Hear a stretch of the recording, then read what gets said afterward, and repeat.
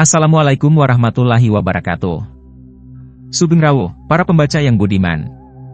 Pada kesempatan kali ini, saya ingin berbagi sebuah kisah dari sebuah kampung kecil yang pernah mengalami kejadian ganjil dan mengerikan. Kisah ini bukan hanya tentang ketakutan, tapi juga sebuah pelajaran tentang bagaimana sikap seseorang di masa hidupnya bisa berpengaruh setelah ia tiada. Monggo, kita simak bersama dengan hati yang terbuka. Angin malam bertiup lirih, membawa aroma tanah basah yang menyelinap masuk ke sela-sela rumah-rumah tua di kampung itu. Langit gelap, seakan tak sudi membiarkan rembulan bersinar.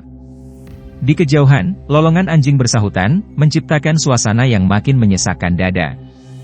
Di sebuah gang kecil yang sepi, seorang perempuan muda melangkah tergesa-gesa. Tangannya menggenggam ratas belanjaan, sesekali menoleh ke belakang, memastikan tak ada yang mengikutinya. Dadanya berdebar kencang, bukan karena lelah, tapi ada sesuatu yang membuat bulu kuduknya berdiri sejak tadi.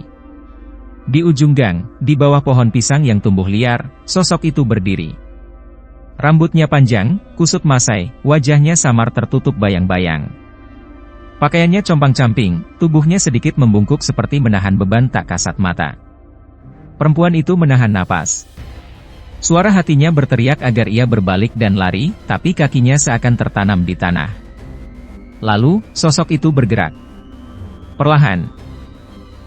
Kepala miring, matanya hitam pekat menatap lurus ke arahnya. Bibirnya menyeringai. Perempuan itu menjerit, melempar belanjaannya, lalu berlari sekuat tenaga meninggalkan gang itu. Malam itu, teror dimulai. Di kampung itu, semua orang mengenal Mbah Surti.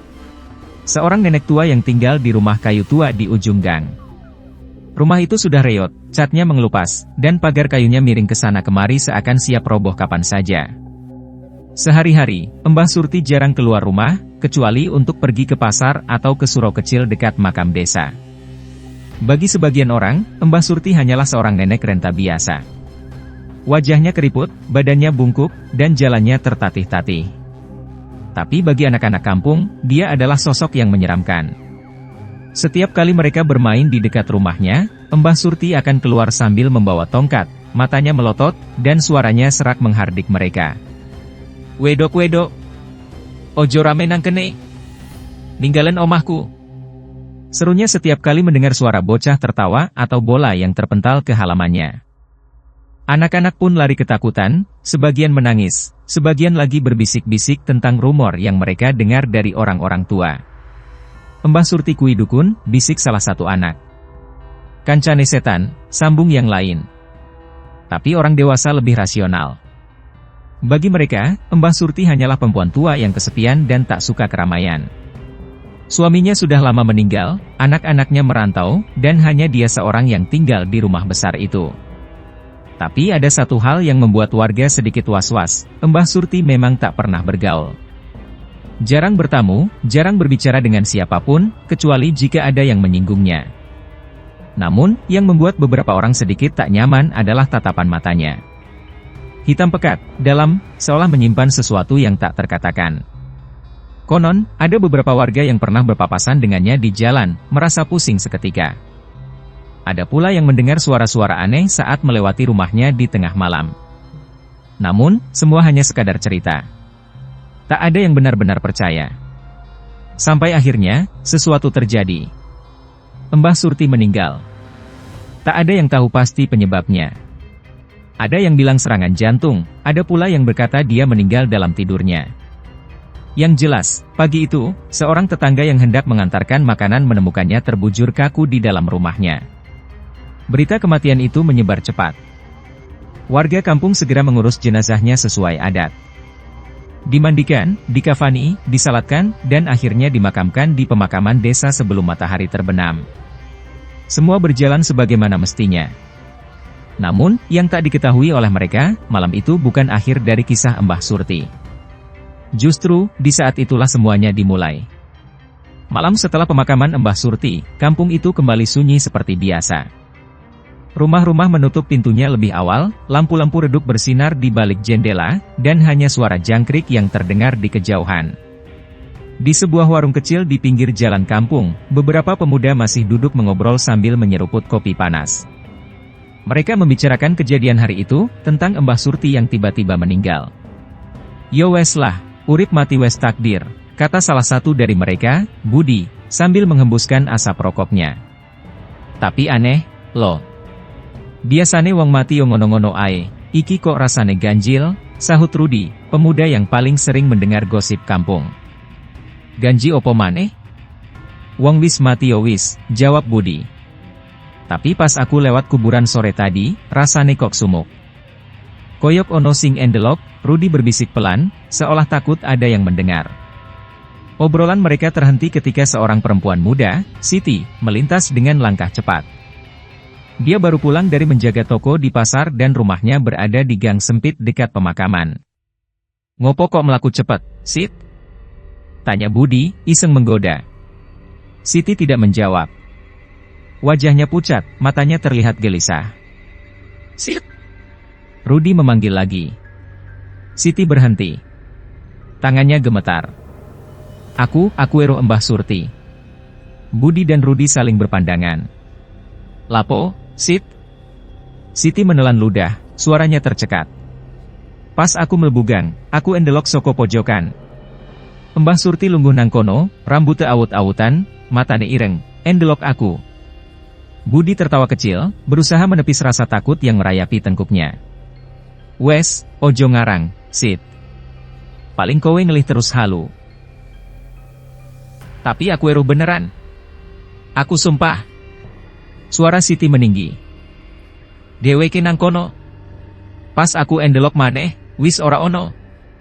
Ketegangan melingkupi warung itu. Angin malam bertiup lebih dingin dari biasanya. Yo embok coba dipikir, Mbah Surti ki wes mati, Rudi mencoba menenangkan. Mungkin kowe mung ngrasake suasana sing serem mergo mikir kuburan. Siti menggeleng cepat. Aku ngerti sing tak delok. Iki dudu mung perasaan. Mbah Surti beneran nang kono. Sebelum lanjut ke bagian paling menegangkan, yuk subscribe dulu biar nggak ketinggalan.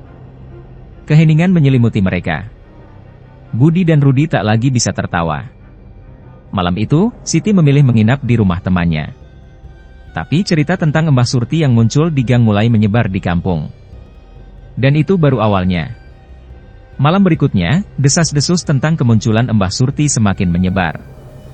Warga mulai resah, beberapa orang memilih untuk tidak keluar rumah selepas maghrib. Gang tempat Siti melihat sosok Mbah Surti kini menjadi tempat yang paling dihindari. Namun, yang terjadi malam itu jauh lebih menyeramkan.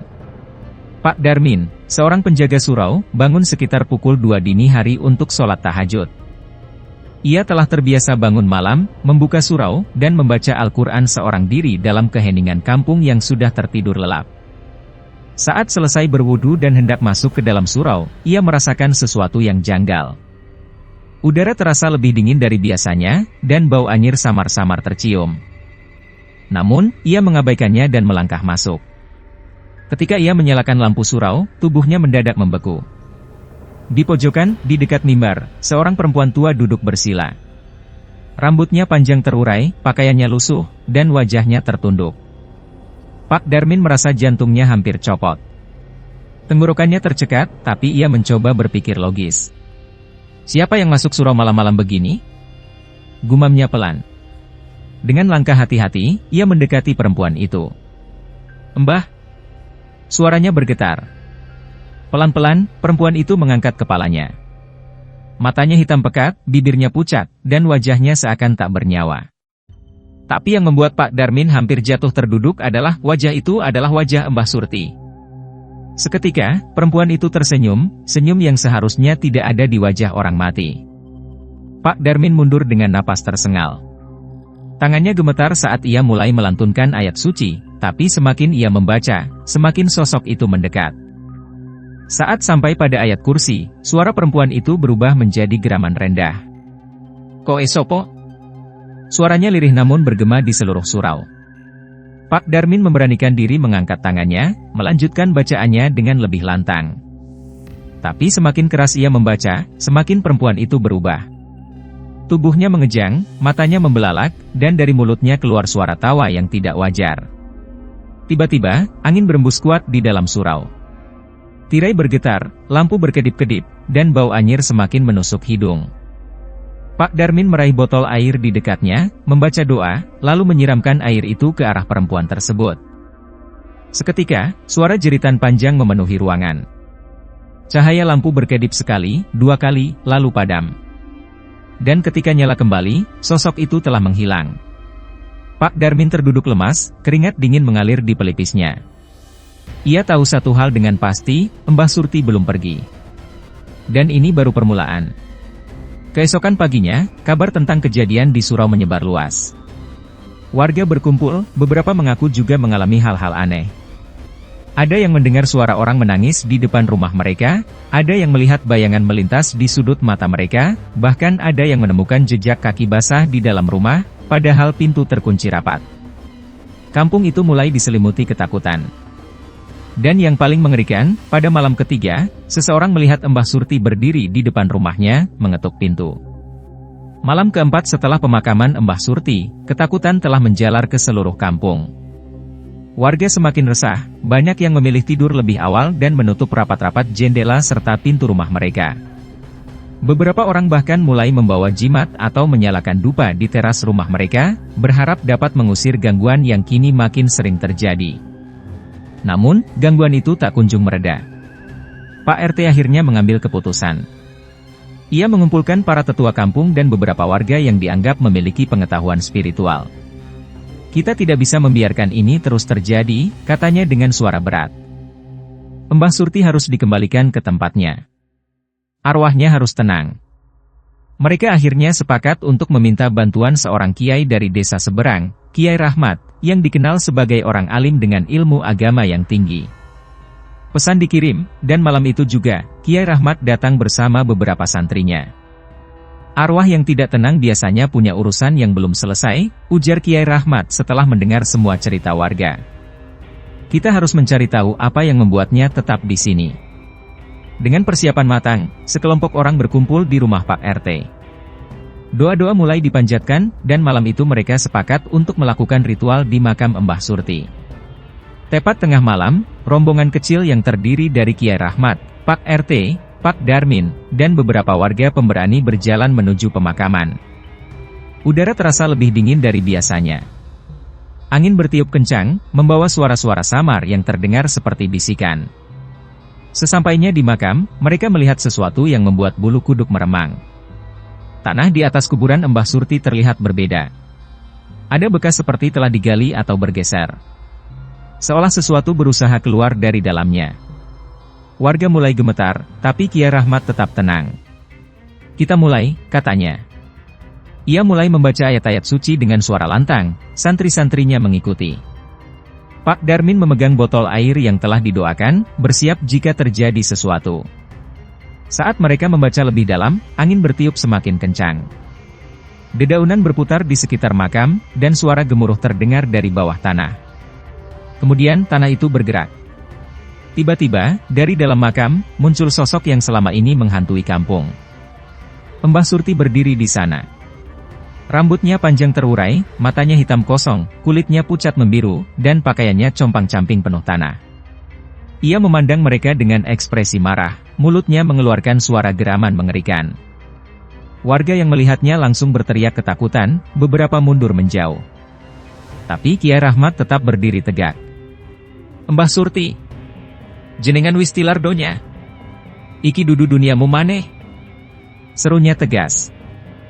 Mbah Surti tidak menjawab. Ia hanya melangkah maju, perlahan, menyeret kakinya yang kotor penuh tanah. Allahu la ilaha illallahul hayyul qayyum. Suara Kiai Rahmat semakin keras. Mbah Surti mulai menggeliat, wajahnya menegang. Ia membuka mulutnya lebar-lebar, mengeluarkan suara jeritan yang menggema di seluruh makam. Kalau kamu suka cerita seperti ini, jangan lupa subscribe dulu sebelum kita lanjut. Santri-santri Kiai Rahmat ikut membaca doa dengan lebih lantang. Pak Darmin menyiramkan air yang telah didoakan ke tanah di sekitar makam. Mbah Surti berteriak semakin keras. Tubuhnya bergetar, dan perlahan-lahan, ia mulai memudar. Angin bertiup lebih kencang, ranting-ranting bergoyang hebat, dan tiba-tiba, semuanya menjadi hening. Mbah Surti telah lenyap. Tanah di makam kembali seperti semula, angin berhenti bertiup, dan suasana yang tadi begitu mencekam kini berubah sunyi. Kia Rahmat menarik napas dalam, lalu berkata, "Sudah selesai." Warga masih terdiam, tak percaya dengan apa yang baru saja mereka saksikan. Tapi satu hal yang pasti, gangguan itu telah berakhir. Atau setidaknya, begitulah yang mereka kira. Setelah malam penuh ketegangan di makam, kampung itu perlahan kembali normal. Warga yang selama ini dicekam ketakutan mulai berani keluar rumah setelah maghrib. Anak-anak kembali bermain di halaman, dan suara tawa yang dulu menghilang kini terdengar lagi di gang-gang kecil. Namun, meski gangguan itu telah berakhir, bayang-bayang kejadian menyeramkan masih tertinggal dalam ingatan banyak orang. Pak Darmin yang sempat berhadapan langsung dengan sosok Mbah Surti kini lebih sering menghabiskan malamnya dengan membaca Al-Quran. Ia mengaku masih kerap terbangun di tengah malam dengan keringat dingin, teringat tatapan kosong Mbah Surti di surau. Siti, gadis yang pertama kali melihat sosok Mbah Surti di gang, memilih untuk tidak lagi pulang sendirian jika hari sudah gelap. Ia selalu meminta salah satu saudaranya untuk menjemputnya atau menginap di rumah temannya jika pekerjaan di pasar selesai larut malam. Sementara itu, Pak RT mengadakan pertemuan dengan warga, mengajak mereka untuk lebih sering melakukan doa bersama dan membersihkan lingkungan kampung dari hal-hal yang dianggap dapat mengundang energi negatif. Kita tidak boleh lagi mengabaikan hal-hal seperti ini, katanya. Mungkin selama ini kita terlalu sibuk dengan urusan masing-masing dan melupakan hal-hal yang lebih besar, termasuk menjaga hubungan baik dengan sesama. Yang menarik, setelah kejadian itu, ada seorang lelaki parubaya datang ke kampung. Ia memperkenalkan dirinya sebagai anak tertua Mbah Surti yang sudah puluhan tahun merantau ke kota. Saat mendengar kisah tentang ibunya, wajah lelaki itu terlihat sedih. "Ibuku memang keras sejak dulu," katanya lirih. "Aku tahu dia bukan orang yang mudah bergaul, tapi aku tidak menyangka dia pergi dengan cara seperti ini." Dengan berat hati, ia meminta izin kepada warga untuk memindahkan makam ibunya ke desa kelahirannya. Ia merasa bahwa arwah ibunya tidak tenang karena terlalu lama tinggal sendirian di kampung itu. Setelah berdiskusi, warga pun menyetujui permintaan itu. Dengan bantuan beberapa orang, makam Mbah Surti akhirnya dipindahkan ke tempat yang lebih jauh dari kampung. Sejak malam itu, tak ada lagi yang melihat sosok Mbah Surti berkeliaran. Tak ada suara tangisan di tengah malam, tak ada bayangan di gang sempit, tak ada ketukan misterius di pintu rumah. Kampung itu kembali seperti sedia kala. Namun, di antara warga, ada satu pertanyaan yang tak pernah benar-benar terjawab. Apa yang sebenarnya membuat Mbah Surti tak bisa pergi dengan tenang? Hanya angin malam yang tahu jawabannya. Beberapa bulan setelah pemindahan makam Mbah Surti, kehidupan di kampung benar-benar kembali seperti biasa. Seakan kejadian mengerikan yang pernah terjadi hanyalah mimpi buruk yang perlahan memudar. Orang-orang mulai melupakan ketakutan mereka, tak lagi membicarakan Mbah Surti dalam bisik-bisik pelan. Warung-warung kembali ramai, surau penuh dengan jamaah, dan anak-anak bebas bermain tanpa khawatir dihantui oleh bayangan hitam di ujung gang. Namun, ada satu orang yang tak bisa begitu saja melupakan segalanya, Pak Darmin. Meski tidak lagi mengalami gangguan aneh, ada sesuatu yang terus mengusiknya. Setiap kali ia berjalan melewati surau saat malam mulai larut, ia merasakan hawa dingin yang familiar. Ia berusaha mengabaikannya, meyakinkan dirinya bahwa itu hanyalah perasaan semata. Sampai suatu malam, ketika ia hendak mengunci pintu surau, telinganya menangkap suara lirih. Sebuah bisikan. Pelan. Tak jelas. Seperti suara seseorang yang sedang melantunkan doa, tapi tidak selesai. Pak Darmin menoleh ke sekeliling. Tidak ada siapapun. Ia menghela napas panjang, berusaha mengendalikan kegelisahannya. Mungkin cuma angin, pikirnya. Tapi saat ia melangkah keluar, sesuatu membuatnya berhenti. Di pojok surau, tempat ia pernah melihat sosok Mbah Surti dulu, ada sesuatu yang aneh. Tanah di sana terlihat lebih gelap dari biasanya, seakan basah. Seperti ada jejak seseorang yang berdiri lama di tempat itu. Pak Darmin bergidik. Mbah Surti mungkin telah pergi. Atau mungkin, ia masih ada di sini. Mengawasi. Menunggu. Demikianlah kisah tentang Mbah Surti dan terornya yang menghantui kampung. Semoga cerita ini menjadi pengingat bagi kita semua bahwa apa yang kita lakukan semasa hidup akan tetap meninggalkan jejak, bahkan setelah kita tiada. Warga kampung mungkin telah kembali hidup tenang, tapi pertanyaan masih tersisa, benarkah arwah Mbah Surti sudah pergi? Atau hanya menunggu waktu untuk kembali? Semoga kita semua selalu dilindungi. Wassalamualaikum warahmatullahi wabarakatuh.